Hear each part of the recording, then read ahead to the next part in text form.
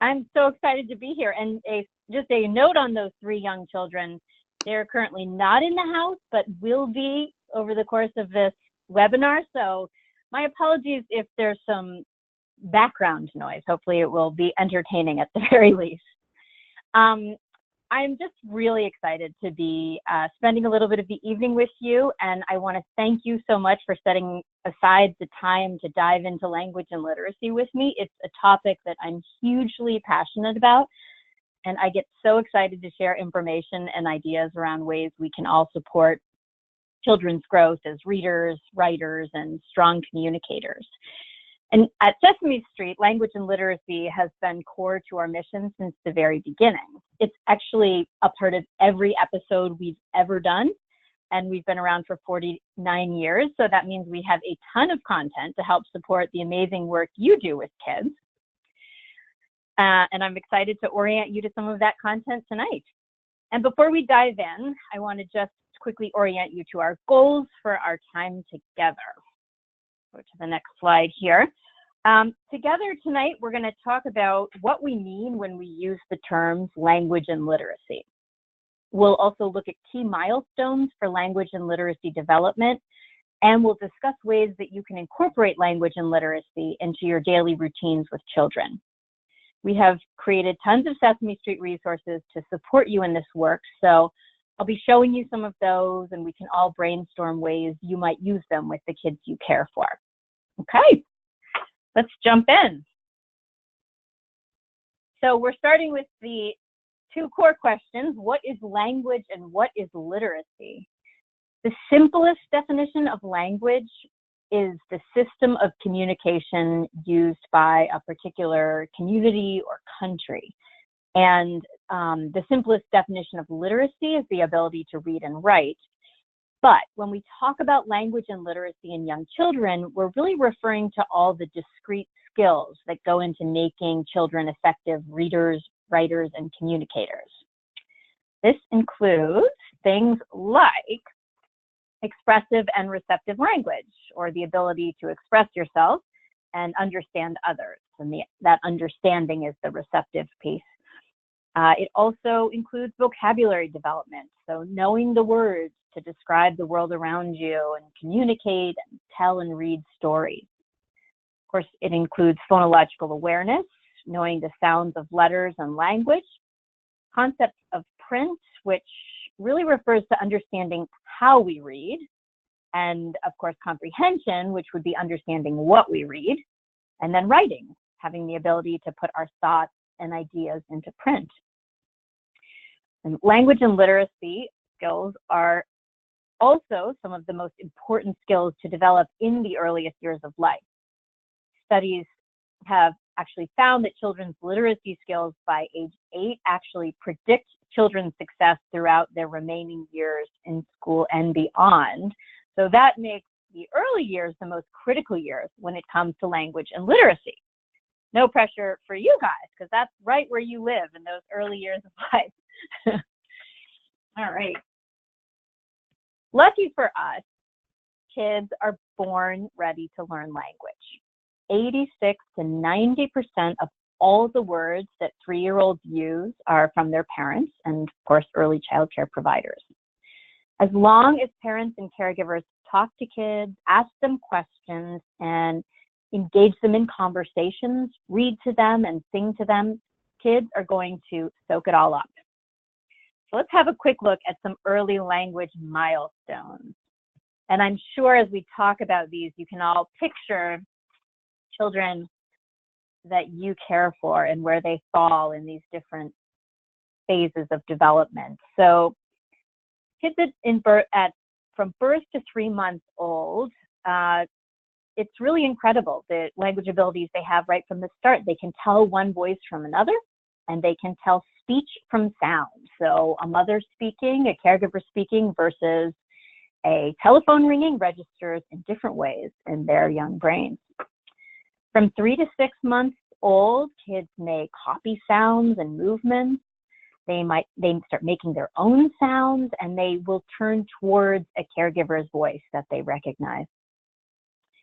6 to 9 month olds may say some words like mama and dada, and they know the names of people and things that are relevant to their lives and that they care about. They often will clap and use their bodies to speak and interact with others. So these are sort of early forms of communication. 9 to 12 month olds may communicate by babbling and pointing, and they understand far more words and commands than they can produce themselves. They also begin responding to their own name and connect to the names of others, so they can identify a name with a person. Moving on, 12 to 18 months old, they may say more names of familiar people and objects, and remember more words and songs.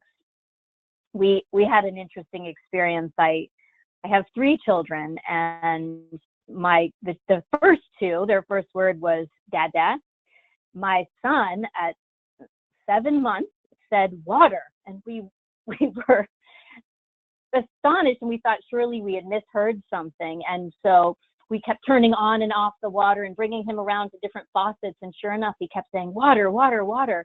And it turns out, as he's grown up, he loves water. So this was something that was just hugely important to him. So it became his first word. So 18 to 12 months old use simple 2- and 3-word sentences. I'm again remembering my own kids and their development, and the middle child at this age pointed to everything and said, who dat? It didn't matter if it was a person, place, or thing. Everything got the response, who dat? So they also start asking questions like, who dat? And learning new words quickly. And again, also at this age, in all the early years, they can understand far more than they can say. At 2 years of age, kids are often using sentences of 2 to 4 words. They'll point to pictures and things when they're named, and they repeat your words and phrases often. And at 3 years old, language is really exploding. Kids oftentimes can carry on conversations. Now they're using 2 or 3 sentences typically, and they're often completing sentences. Like if you read a rhyming book, and it's one that they've heard on many occasions, this is the age where you'll start to find that they'll fill in the rhyme or repeat a phrase with you. And they start beginning to recognize the first letter in their name. It feels like a prize at that age. They feel complete ownership of that special first letter. So I'd like to start looking at ways we can support kids' language development. And to do that, I want to show you a quick video, assuming it will play. Oh, look, I think it's going to. And so as you watch, I'm hoping we can all just pay particular attention to the interactions that this father is having with his daughter.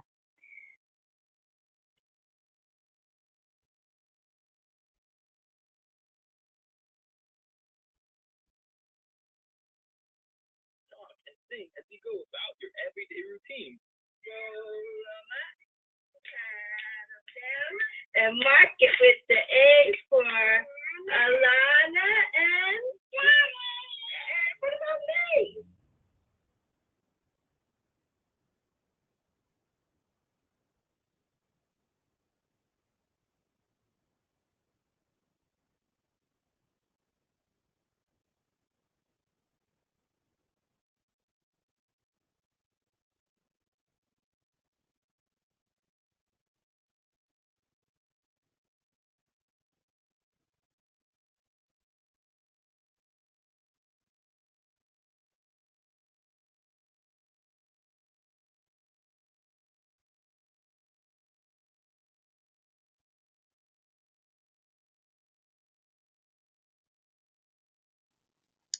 Hey, Rebecca, I think the audio cut out on your video.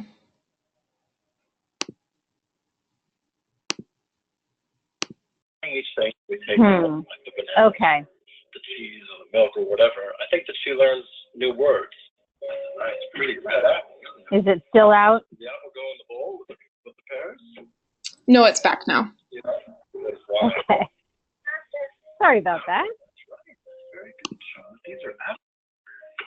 today, she completely surprised me because we took out 4 apples. And I said, "Here, Charlotte, here are the apples." And she said apple. I mean, it was the first time she'd ever said apple. Now, where do the apples go? They go in the bowl. See, the apple goes in the bowl. That's right. Charlotte, you put the apple in the bowl. That's great. That's exactly where the apples go. Put your fingers up. Twinkle, twinkle, little star, how I wonder what you are. Songs are important for children at this age. It's a fun way for the children to learn like new words and concepts, and it's a fun way to increase the vocabulary. How I wonder what you are. Yay! Make a list of all the new words you hear and learn each day. All right. So it sounds like some of that. Think as you go about your everyday routine. Hold on 1 second. It seems to be playing again. Okay. I'm going to try to get away from this slide now. Okay, that worked. So I apologize if some of that dialogue was lost.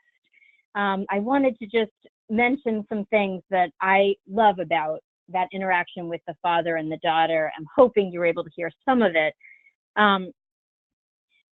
So what strikes me in watching that is that he talked all the time. He narrated his own actions, he asked questions, and he really built on the words and sounds his daughter was producing, and he introduced new words. And he did it all while doing. So he connected words and ideas to things his daughter was experiencing.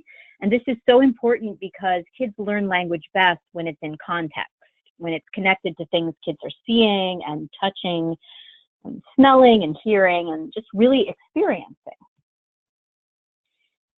So as caregivers, you are surrounded by active kids.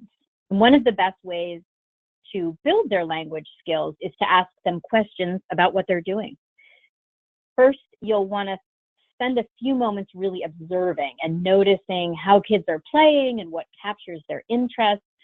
And kids are excited to talk about the things they're most interested in. So observing their interests is a great opportunity to really get into their world and choose a conversation topic that's going to really spark language for them because it's something they want to tell you about. Then I find that it's always helpful in education settings with my own children as well to get right down at eye level so that you can really connect. I think this is important for lots of reasons, but one of the most important things that does is it just cues kids into the fact that they have your full attention. And finally, the question comes in and you just ask about what they're doing. And I'm curious to see if, like looking at the kids in these pictures, if anyone wants to contribute a question they might ask one of these children about the play that they're engaged in. Feel free to type in anything if something comes top of mind.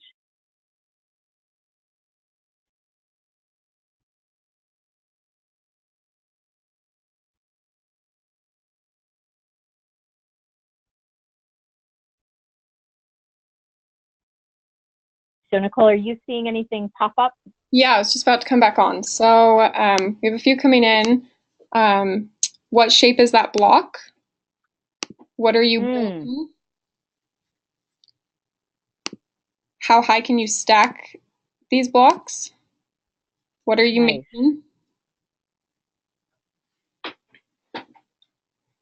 Yes, these are great questions. And I love that what I'm hearing is it's a mix of more closed-ended questions and more open-ended questions. And, you know, the ultimate goal may be to ask an open-ended question that requires a child to produce lots of language. But I find that when you're first entering into a conversation with a child, it can help to actually ask a question that they can answer with just one word, whether it's yes or no, or identifying the thing they're doing, because I think that gives them a sense of mastery. Like, I can answer this. And then you can always follow up as your next question with something more open-ended, like, how did you make that? A question like that would inspire a child or encourage a child to produce more language, because it can't be answered in just a single word. So let's see, we can go to the next slide. So Sesame Street, the Sesame Street and Communities website has so many resources to help you spark conversations with kids. And what you see on the screen are everyday conversation cards. And these are questions that are directly linked to kids' daily experiences. So you might pull out the snack time question as kids are sitting down for a snack, and you can add your own conversation cards to the deck too. I'm just curious, because I always find like the mornings can be tricky to engage in conversation. I wonder if any of you have some questions you like to ask kids when you first see them in the morning, things that tend to generate a conversation. I'd love if anyone would share some of the questions you ask kids when you first see them.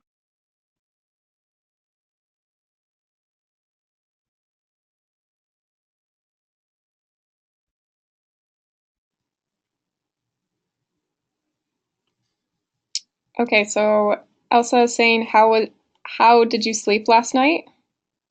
How was your evening? What did you do last night? Did you do anything exciting? What did you have for breakfast? How are you today? Are you ready for fun? Did you have any dreams last night? These are just rolling in. Do you want me to keep going, Rebecca? No, these are great. I actually would love for you to keep going. I'm taking notes. I'm always looking for new ways to engage children, and especially like, what's that just right question to ask a child on a given day? So yeah, if there are more coming in, I'd love to hear a few more. Yes, there's lots. So, okay, what did you see on the way to school?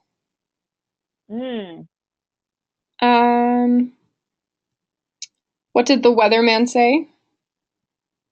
Nice. What's on your feet? What was the favorite thing? I love that. Let's see. Who brought you here today? Are you ready to play? Great. What made you smile this morning? Oh, nice. I think one of the things that I love about these questions is like, also so many of them are fun and they give you a window into a child's life, but they also help you gauge, I imagine, how the child is feeling when they walk through that door, which is really vital information for you to have. So, and just these sound like really lovely points of connection. There was one, what is on your feet? That's just such a cool question. I never would have thought to ask that. So these are all great. If you look at the conversation cards in the Sesame deck, you would definitely want to add your own because you clearly have lots of creative questions in you. All right, so we're going to move on in the language domain to words. One of the most important aspects of language development is word learning. Research has shown that the more words kids hear and use in the earliest years of their lives, the stronger readers, writers, and learners they'll be. And words are another great thing to learn while doing. Kids actually learn words best when they use all of their senses, and that's because hands-on, multisensory learning engages the whole body and makes experiences meaningful and memorable. So I just wanted to show you a little video, assuming this one plays, that highlights one hands-on way to learn words. And I love this video because the father is really letting his daughter lead the way, and he's linking new words to things that she's interested in and to their activities and explorations that they're sharing in the moment. So we'll give this one a go.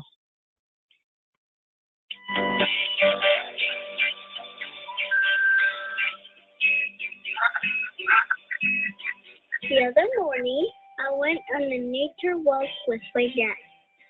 Hey, let's go look in here. Let's look for bugs. I really love bugs, so I was hoping to see some.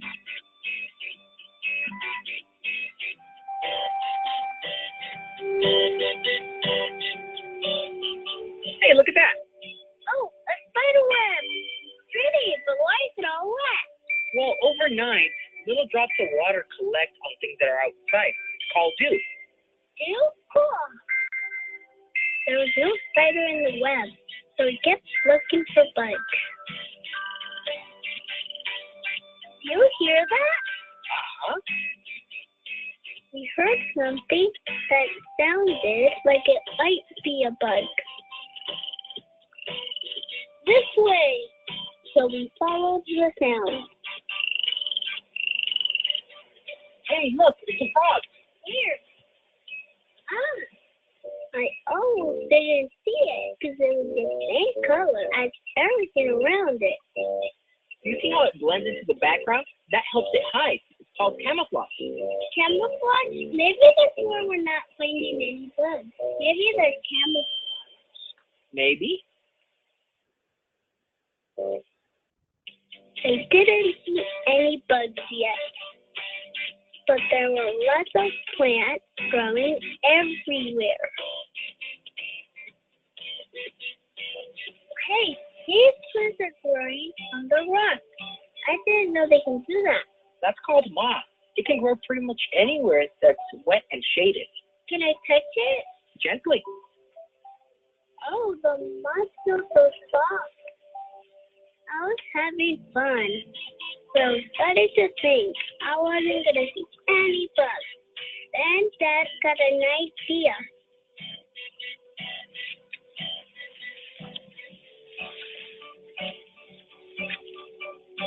Jackpot!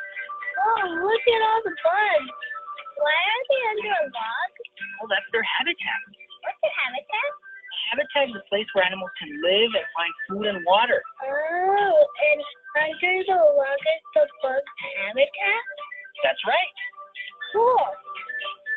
After a while, we put the log back so the bugs would be happy in their habitat.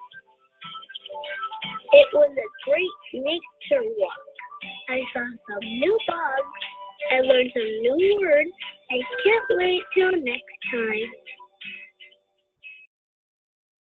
All right. I hope that played. I think it highlights a really magical experience with this father and daughter. And one of the things, I mean, there's so much great sort of best practice happening here that everything is connected to the child's interest, and the father is kind of finding these organic moments to introduce new words.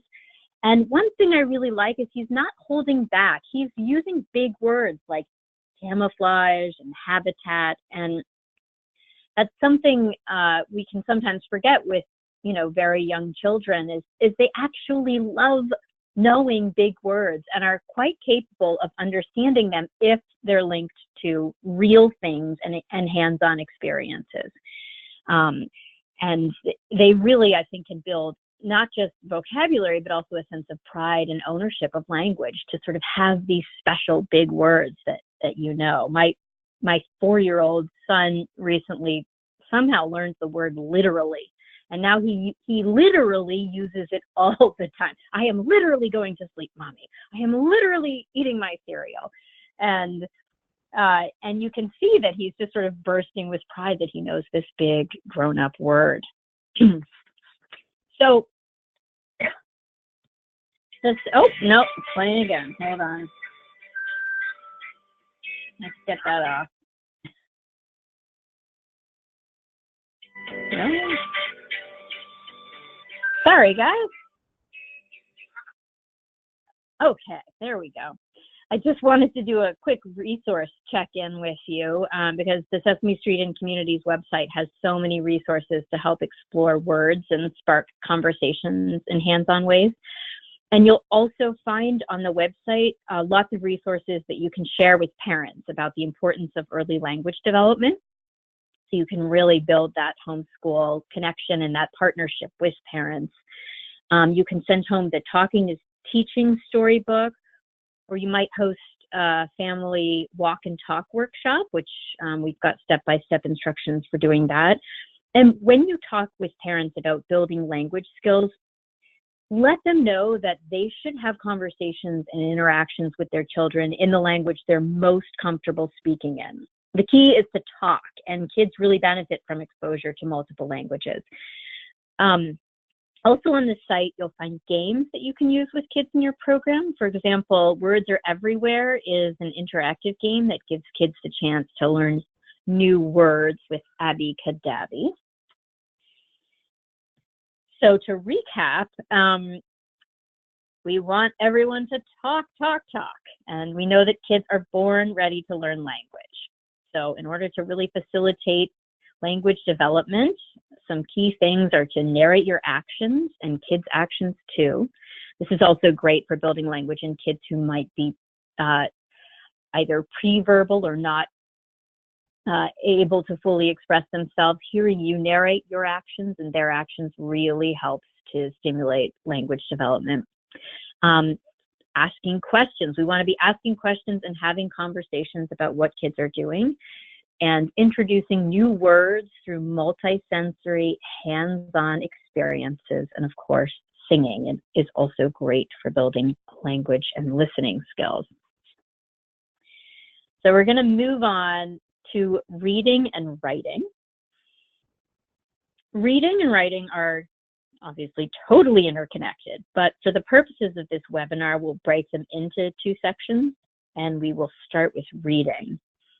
So when it comes to reading, the right time to start is at the very start of life. When parents and caregivers read to babies, babies are not only exposed to rich language, but they also come to associate books with feelings of comfort, warmth, and closeness. Books are a great way to bond, and bonding over books is the very best way to build a lifelong love of reading. So when it comes to reading, the key phrase to remember is read books every day and often. And when you read, there are so many ways to maximize kids' learning. And we'll talk about some of those ways now. First, reading with expression is key, and use different voices for different characters. And you might even use the Sesame Street characters as inspiration. So in your back pocket, you can have a low voice like Cookie Monster, and a high little fairy voice like Abby Cadaby, and a funny scratchy voice, one that's kind of like in your throat, which would be like Grover. I actually spent many years doing voiceovers, and I learned this tricksy little thing that everybody has 5 core voices in their body. Everybody has a head voice, which is the high voice that's up in your head. So opera singers talk like this. And then you've got a nasal voice, which you can feel in your nose. And that's kind of, you hear like robots often talk like that. Then there's an adenoidal voice, and if you put your hands on the back of your throat, you can actually feel it vibrating. That would be the voice that Abby Cadaby has. It's kind of a pinch-sounding voice, like, "Hi, my name's, Abby." And then a throat voice, which is kind of that Grovery, that voice down here. And then the chest voice, which is your low voice. So one thing I do before I read a story, I just kind of think about who are the characters, and I think about those 5 voices: head, chest, nasal, adenoidal, and throat. And I kind of think, like, where's that character going to live? And it's actually, if you can kind of imagine placing your voices in those different parts of your body, it becomes easier to switch back and forth. So that's just like, I know I went down the rabbit hole on using different voices, but it's something I love talking about, and I love engaging kids in surprising ways. And I think that's one way you can do it, is if you suddenly change your voice. And also, it helps them comprehend the story and understand who's speaking. So another great way to engage during story time is to demonstrate action words with your body. And when you come to an action word or an emotion, try showing it.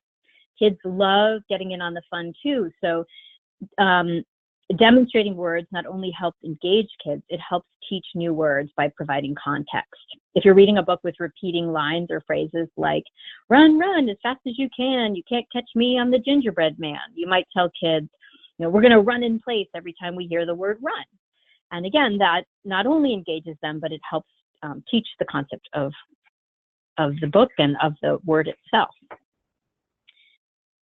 Next, a really wonderful thing to do to make the most of every book is to follow along with your finger.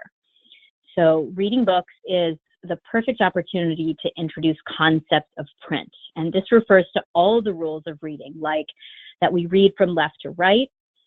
And when you trace the word with your finger, kids not only see what you're reading, but they see how you're reading. And if you care for 3 and 4-year-olds, you might ask them to be your book helpers. And as a book helper, a child might turn the pages for you, or point to the title, or even place their finger on your finger as you, like piggybacking on your finger as you follow along with the words. Each of these actions really helps teach kids how books work. Finally, and we're circling back to questions. We're always circling back to questions. Ask questions. One of the best ways to build kids' comprehension and engage them in books is to ask questions as you read to them. And sometimes it helps to start before you even begin reading. That cues kids into the fact that this is going to be an interactive experience and you're going to want to know their thoughts. So I like to show a cover and ask, what do you think this story is going to be about? Some of my other favorite questions to ask while reading are, what do you think is going to happen next? Or what would you have done if that happened to you? Or why do you think that character did that? And I'm sure we all have a deep arsenal of questions that we like to ask while reading. And feel free, if you've got one that you love asking, feel free to type it in. I would love to hear it.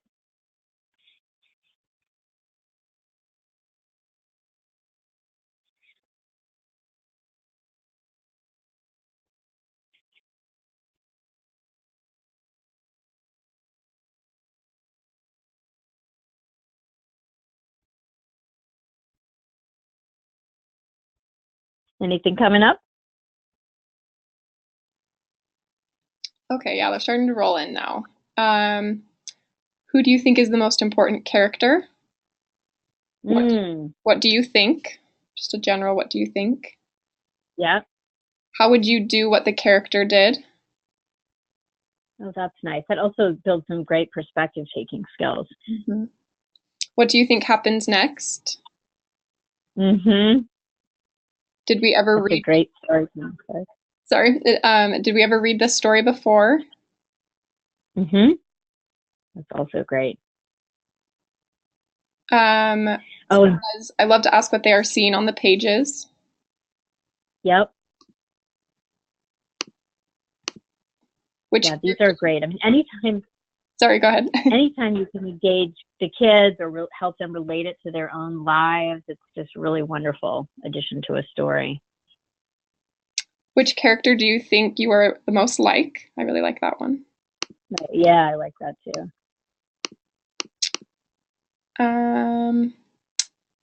Do you like this story and why? Yep. Did it make sense? Did the story make sense? That's a great question. And getting kids to think about is very sort of metacognitive, to think, to begin to understand if something made sense to you. And if that's actually such an important thing for kids to know throughout school, so that they can advocate for themselves when it doesn't make sense. Mm-hmm. These are great. Thank you, guys. So in addition to reading books, kids need to discover that reading is an important part of our lives all the time, not just during story time. So you'll want to make sure you involve kids in reading recipes, signs, labels, and other forms of environmental print. I feel like environmental print also offers a great chance to build kids' awareness of letters and their sounds, or phonemic awareness. When you're reading environmental print, you can really involve kids. So you might see if they can find the first letter of their name on a sign or label. You might go on an alphabet hunt using the tags on kids' clothing and the items in your cupboard. And when you find a letter, really say its name and make it sound, so that kids begin to form that sound symbol relationship. Are there ways you use environmental print in your program?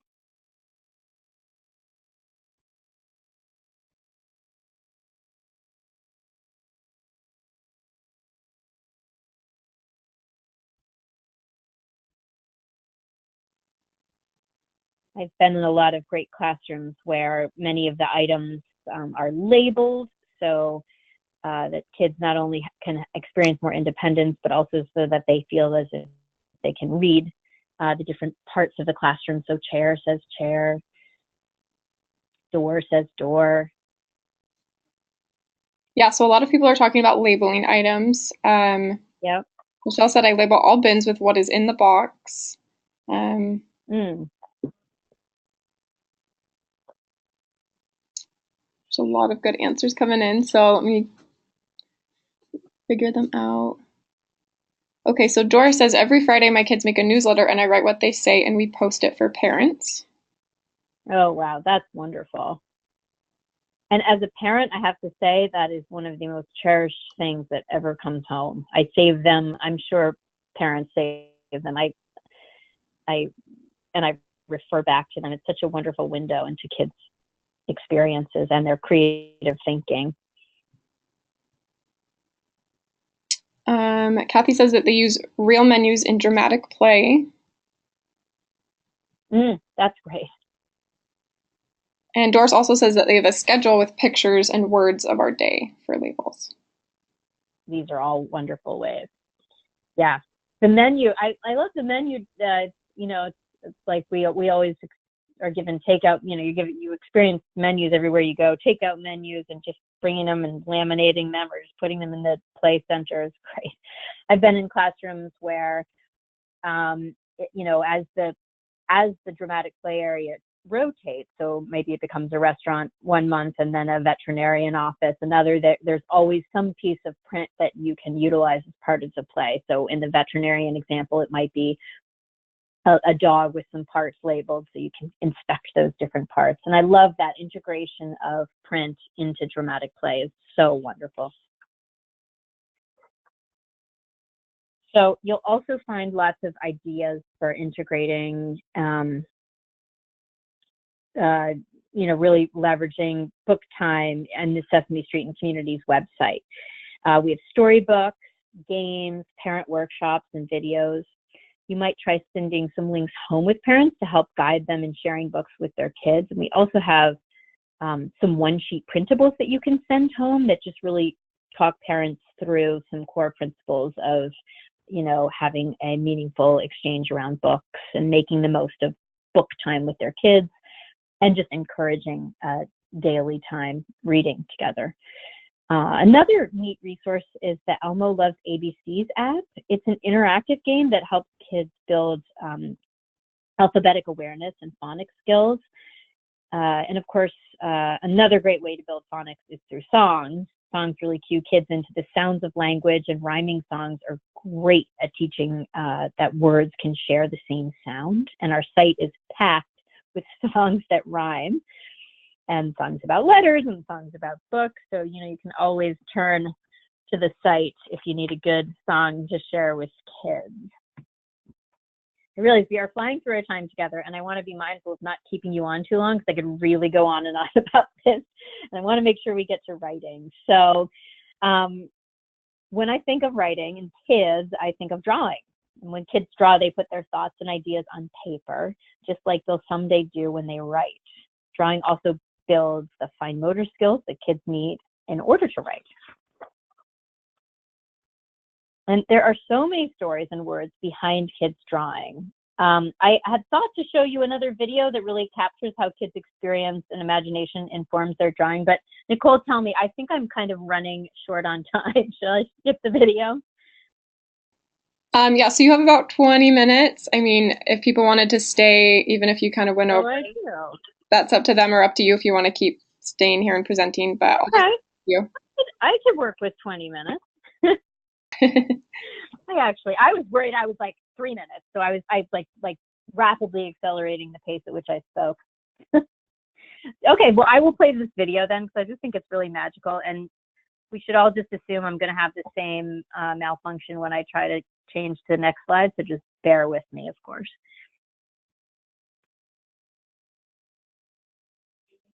Mommy and me like to walk in the park. We always eat eggs. Today we saw a puppy playing with a ball.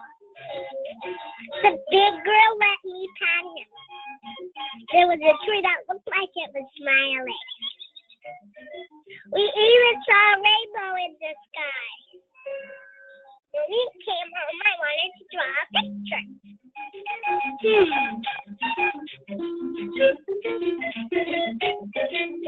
Here's the puppy. And the ball. And the happy tree. And the pretty rainbow. Here it is, my day.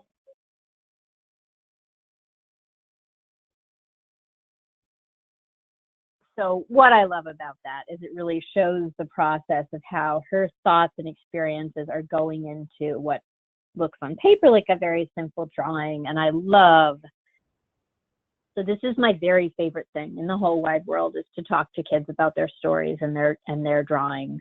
And I love that you can look at a paper and see, you know, that a child has produced a circle with some what appear to be squiggly lines around it, and then you ask a few questions and you find out that it's actually an octopus who's going on vacation and his cat just ran away, and so he can't decide whether he wants to go on vacation or find his missing cat. No, and this is just all in that drawing. And so there is such an amazing opportunity when children draw to really get them to dive in and tell you those stories. So one thing I like to do when I see that kids are drawing is I'll just have an index card handy when I'm asking them about their art, and I'll just write their words on the card and then post it under their creation. I used to try to write it on the bottom of the creation, but I got a lot of pushback from kids who did not want my pen touching their creation, which I totally understand. So that index card or that post-it note kind of allows you to capture the language without encroaching on the art.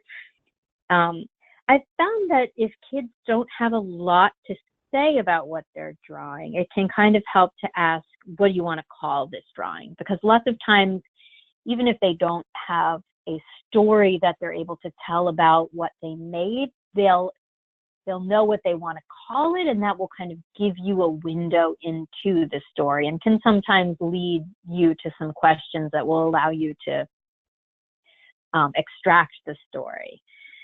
And then to add a bit of experience writing, you can always ask kids to sign their creations. And I feel like I've fallen into the trap where I've asked kids to sign their creations. They've like made these masterpieces, and then I say, oh, you want to sign it? And then they start to write their name and they're not happy with how their name looks. And it's like crushing, you know, like the picture is now worthless to them, and it leads to deep sadness. So you know your kids best, and you know whether or not to sort of prompt them to sign their creation. Another way you can do it and have that moment where you encourage some writing and experimentation with letters is just by, again, introducing a post-it note or even like a little strip of masking tape that they can sign, and then you can put under the creation. And at this age, some kids may be writing the first initials, some may be producing their entire name, and some might just like write a squiggle. As adults, we reduce our signatures to squiggles, so maybe they're onto something.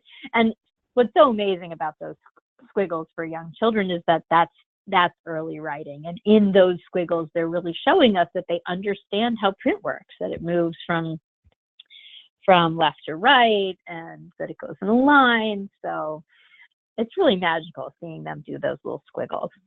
All right, I'm going to attempt to go to the next slide, which means it's going to start to try to play this video again. So we'll have this.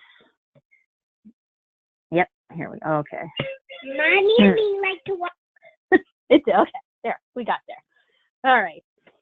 So we know kids learn best when they use their whole bodies, and writing is no exception. When kids are ready to start learning how to write the letters of the alphabet, it's a great thing to start really putting the letters in their bodies. So you might have kids make an O by raising their arms up and pretending to be the sun. Or you might have them form a T with 2 fingers.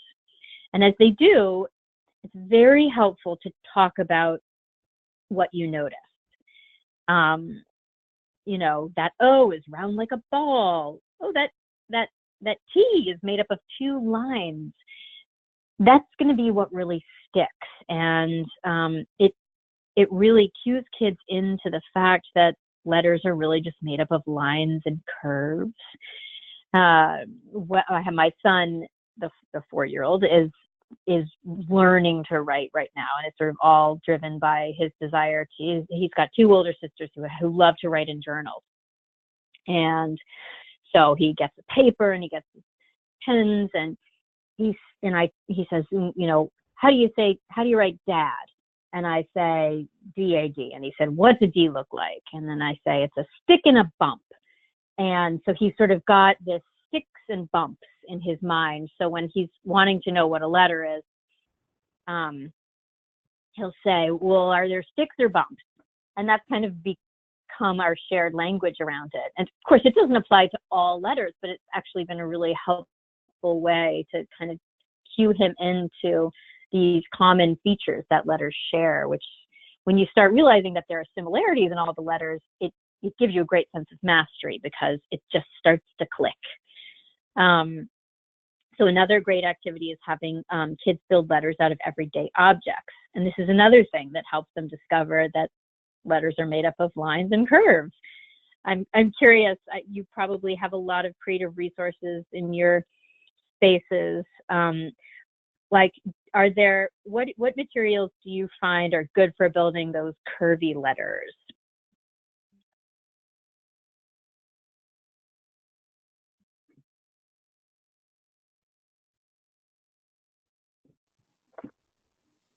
Okay, we got a lot of answers coming in. So we have pipe cleaners, wiki sticks, yarn, noodles, ribbon and string, Play-Doh, spaghetti, cardboard letters, bread dough.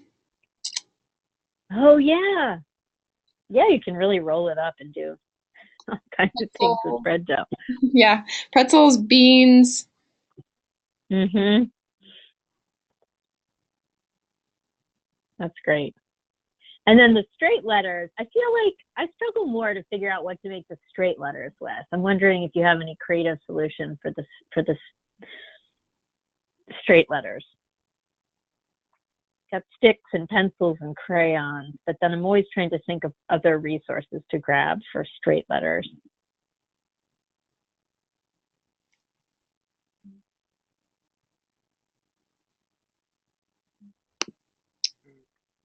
Okay, we have new ones coming in, so I'm not sure for which one they were answering, but there's our body, Q-tips, Lincoln Logs, stick, blocks, spaghetti, buttons, knitting needles,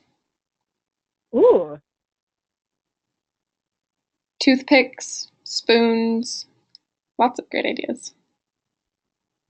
These are awesome. I like to, some of the straight objects, like the toothpicks, also make really great imprints, and I'm imagining all that you could do with a couple of toothpicks and some Play-Doh. You really could make many letters in the alphabet by just using those toothpicks to make the imprints and form the letters.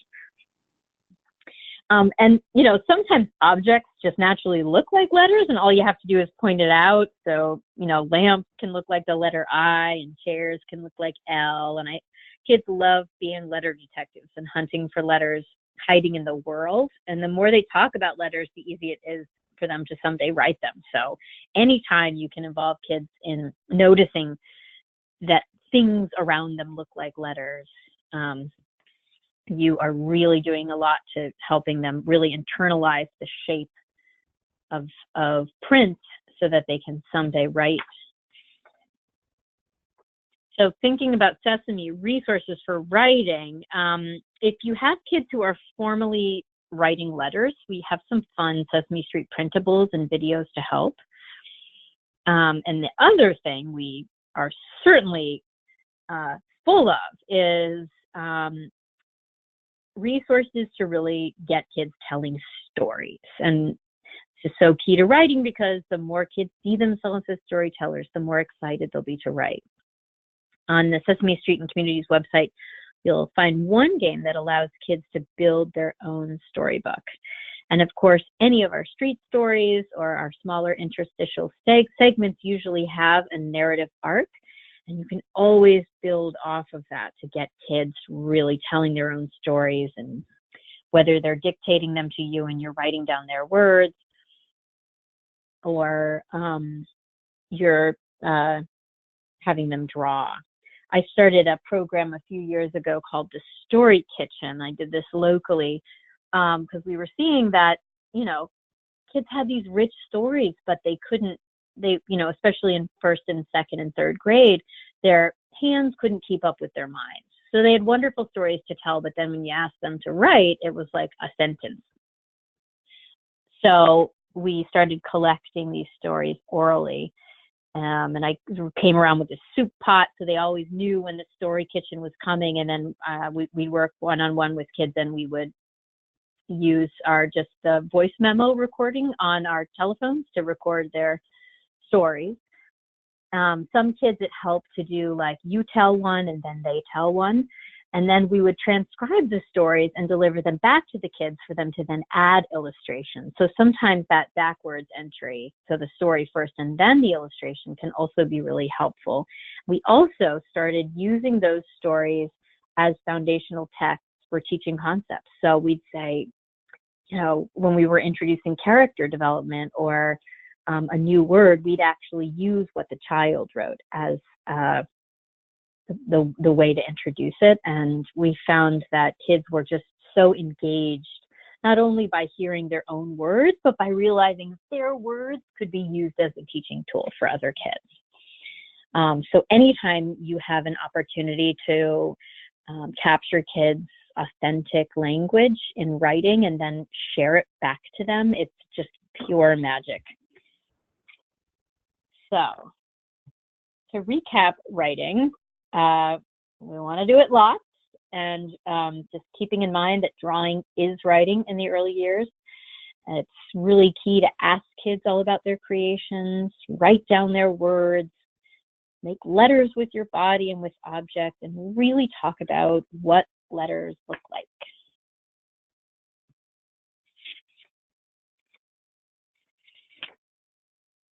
And we're kind of coming to the end here, so I wanted to wrap up today's webinar with a quick review and then give you the chance to ask any questions and to really share takeaways that might be helpful to you.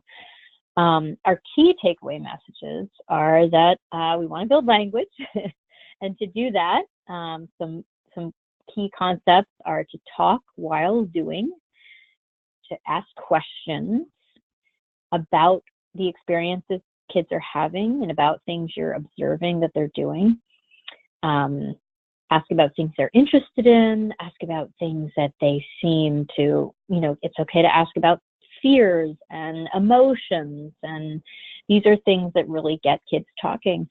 It's also wonderful to narrate both your own actions and kids' actions, and of course to sing.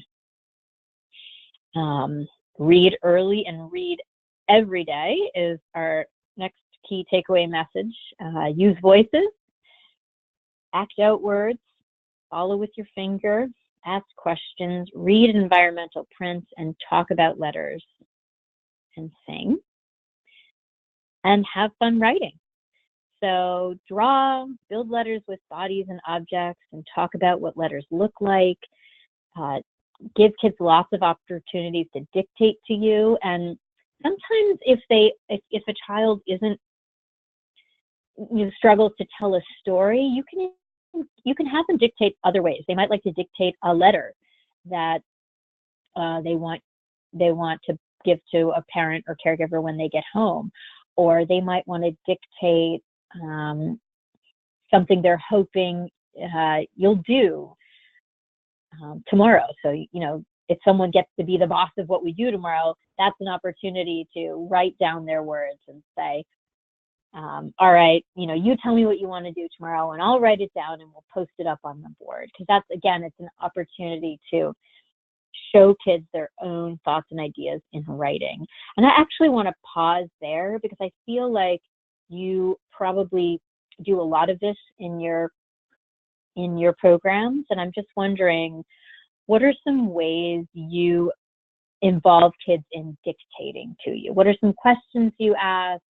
What are some times of day where you find that it's like easy to get kids to sort of share language that you then write down?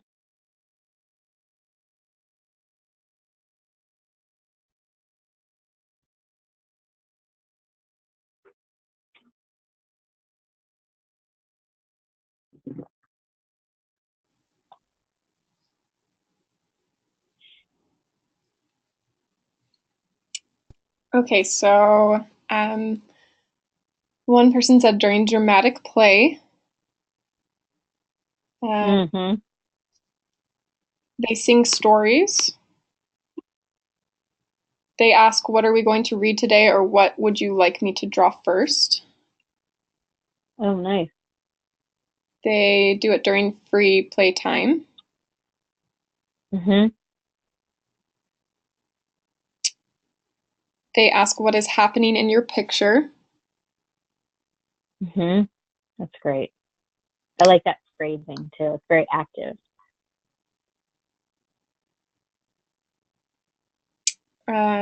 Someone said we added menus to the kitchen area and they take orders and read the menus.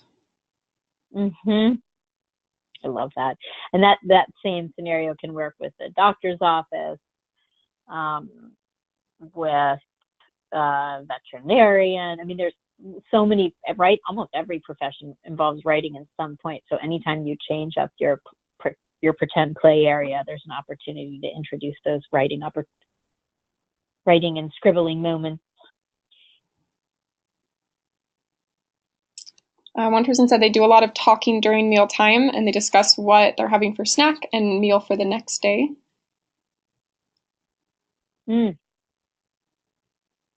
I'm also, that's making me think of surveys can be a great opportunity to show kids their thoughts and ideas in writing. One person said they mail out postcards to family members and they let the kids dictate and then she writes it for them.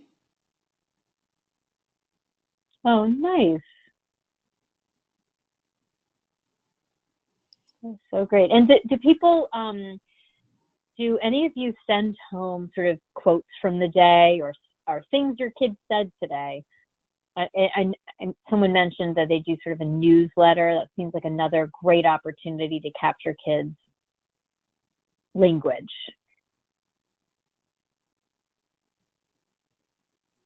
And I think oftentimes, we send the newsletters home and we assume the parent's going to read it, but it's occurring to me that it might also be a nice moment to read it out loud to kids before they even go home, so they feel even more mastery of like what's written on that page, and they can help. That can help A, spread the excitement to the parents, and B, that the child's kind of in on something that's going home, which is a nice moment. Sometimes I find that my son will come home with a flyer and his teacher has read it to him and he's aware of what it says. So even though he didn't write it, he didn't produce the language, there's still that sense of, I know what's written. Well, it has been such a pleasure to get to hang out with you guys. We've covered a lot of information and resources today, and I'd love to know, it would just be helpful, what if you have like a one takeaway that stands out to you?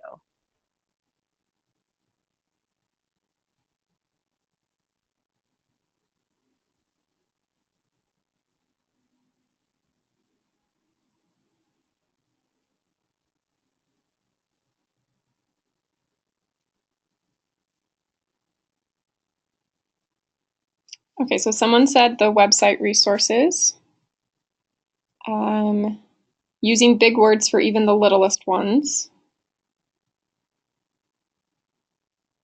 Creating more creative questions and starting with a one answer question before going to an open-ended question. One person just said talk, talk, talk. Yeah, that basically sums it up.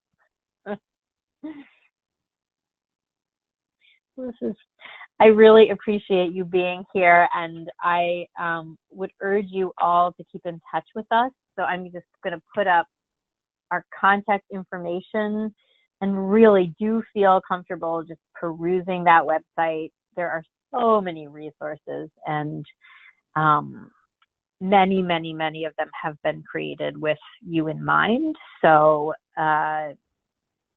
we've done lots of focus groups to find out what's most helpful, and we would love to know if it's working. So we encourage you to utilize all of the Sesame Street resources and tell us what you think. And Rebecca, there's been a few questions that have popped up, and I just kind of thought I'd wait till the end as a kind of good wrapping point. Some people have been asking about how they can access those resources. I know some of the webinar participants may have already had a webinar from Sesame Workshop, but I don't know that everyone has. So if you maybe want to briefly explain how they can access all the great stuff that you've been telling them about. Yeah, so the website that you'll go to is Sesame Street in Communities. And you can literally just Google Sesame Street in Communities and it will take you there. And you will find a drop-down menu that has topics. And you'll be able to choose from a vast selection of topics. So we covered the literacy, the language literacy and writing topics. We cover social emotional skills, healthy habits, STEM subjects, so science, technology, and engineering, and math. We also have more sort of general overviews that focus on everyday learning moments, connecting with children, and then we go very specific on certain topics. So you'll find resources for helping children cope with divorce, for helping children cope with traumatic experiences, natural disasters, experiences where they've sort of been uprooted for one reason or another. We also have materials that focus on supporting children with autism. So you'll find all those topics on the site in the drop-down menu, and then once you click on them, what you'll see are resource types, and everything is labeled so you can see if it's an article, printable, a video, or a workshop. And I would go to the website now, except that I'm worried that I will experience some sort of malfunction. I guess I could try. Should I try it? Sure. It doesn't hurt to try. Okay, let's see. Feel free to cut out if you're going to see all my my desktop is going to. Let's see what we got here. So, okay, let's put that up there. Put that. Sorry, I'm just going to talk to myself while I do this.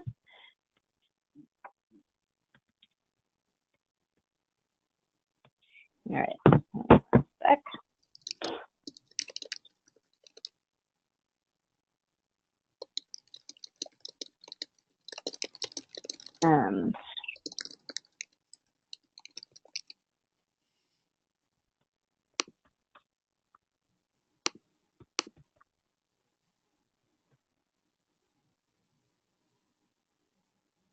Right, and actually, can you see this? So even when it comes up, you can either go directly to the site, Sesame Street and Communities, or directly to topic. So I will go to topics just so you can see what I'm talking about here. So coping with incarceration, dealing with divorce, handling emergencies, helping kids grieve. And anything you click on, then you come down and you've got healthy bodies, healthy minds. So these would be our healthy habits resources. There's the piece on autism that I was telling you about. And then anything you click on. So I'll just click on the Learning Through Play icon here. When you scroll down, you see all the different types of resources. So whether it's a printable, an article, a lot of these articles are written to be kind of universally read. So these are things that you could definitely print out and share with parents. Then you've got, if it says interactive, it's generally a game. You see these are labeled videos and then printables. And when you click on something, say like a game or a video, let me just do that now. Hopefully it won't play. Come on. So it will give you a little summary of what it's going to be about, and then a view and do experience. So this is generally a model we use for all of our resources. We don't want it to end with the viewing. We always want it to go one step farther into an experience. So you'll see step-by-step ideas for how you can build on the video and have an experience with kids that's connected to your physical space. So yeah, and let me just click on one of these articles because I feel like these are really great resources. Some of them are written as listicles. They tend to be sort of bite-sized information, and you can see that they always will give you an age reference, so you can see what ages a particular resource is targeting.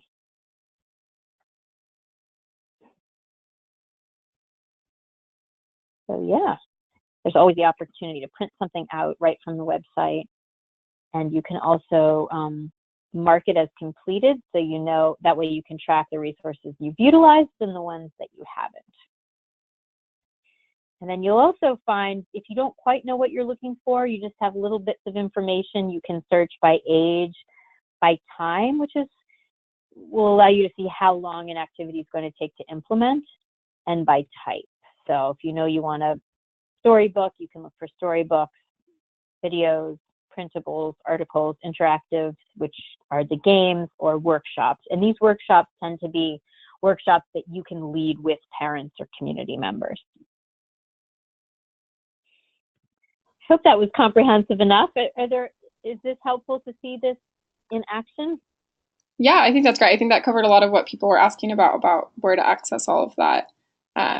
We're getting resounding comments of yeses and thank you. So we just have two last questions if you wanted to tackle them, Rebecca. Yep.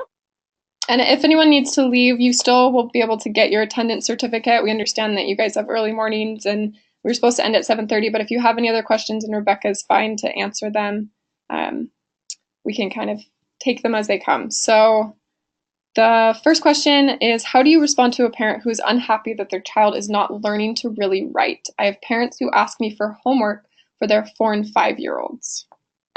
Whew, that's tricky. Yes. So oftentimes I will say it's really the work of early childhood to play and experiment. And I really try to talk parents through that drawing piece that we were talking about earlier and help them understand that drawing is writing.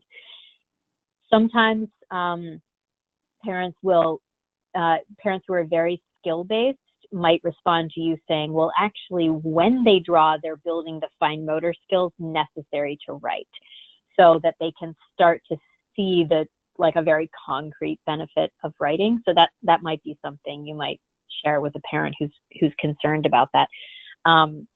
They certainly, there would not be the expectation in most places for a child to be writing by the time they enter kindergarten. So that is not considered a readiness skill. And I think another thing you can sometimes say to parents is drive the conversation to things their child is doing. Are they playing? Are they making up stories? Are they building? Well, then they are doing amazing learning. And, lots of times kids who are very physical may not, be writing at that in the early years, but they are actually building the muscles and the coordination that they're going to use to write later on. Okay, and then the last one that we have, they want to know, do you have a Sesame Street CD relating to the songs? That's a good question. I think the answer is not on the website, but on the Sesame Street website, so this is the Sesame Street and Communities website, on the sesamestreet.org website, you can actually put together a playlist.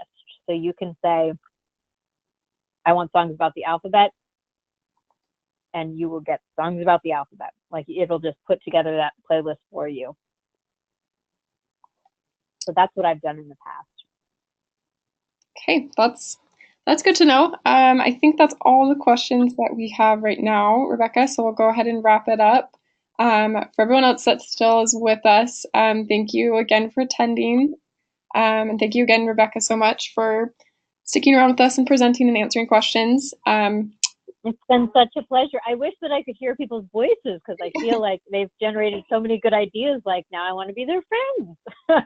Yeah, that's the natural feeling. So it's been a real pleasure. And just for anyone that's left, your attendance certificates will be automatically emailed out tomorrow.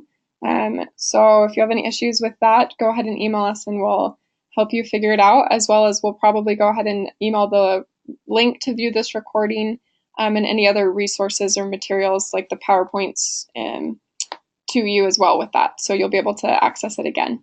And with that, I guess we'll just go ahead and end the webinar. Great. Thank you all. Now I got to go hug my kids for being so quiet while I did this. Yes, definitely. Have a good night, everyone. Take care.